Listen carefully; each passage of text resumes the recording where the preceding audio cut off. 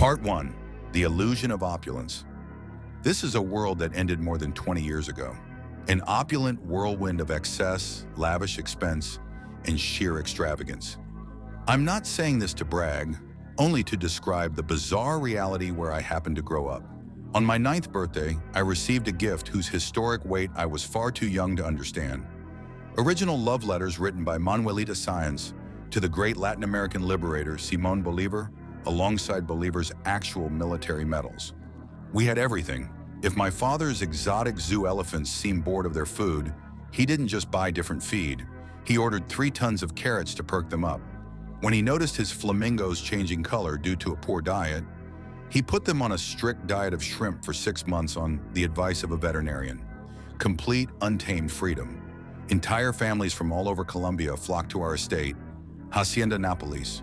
25,000 cars entering on a single holiday weekend because my father refused to charge poor people a single peso to see the marvels of nature. Our New Year's festivities lasted a solid month, from mid-December to mid-January, with famous bands playing from 9 at night straight through until 9 the next morning. We had millions and millions of dollars overflowing in the country, but very soon we would realize there was absolutely nothing left to spend it on. Part 2. The War Behind the Gates. My father tried desperately to distract me with all the toys and animals the estate could hold, but the brutality of his war was impossible to conceal. Nápoles wasn't just a playground. It was his center of criminal operations. Behind a secret 6x10-foot door hidden in his bedroom closet sat a lethal arsenal, over 100 Colt AR-15 and Steyr AUG rifles, stacks of pistols, and raw firepower. Right there on the property, mercenary trainers were teaching his sicarios devastating new tactics, like how to simultaneously fire and reload 2 pistols at the exact same time. It was the birthplace for the car bombs that would soon terrorize entire cities. Orchestrated by an explosives expert, my father protected at all costs. The illusion of our paradise was fracturing. While the outside world saw a billionaire folk hero, I was a terrified kid stuck inside a fortress, listening to Colombian soccer games over a radio telephone, betting on who could kill the most flies in a room just to pass the time. I stayed quiet most of the time, and I cried a lot. I begged my parents to run, to take us anywhere else.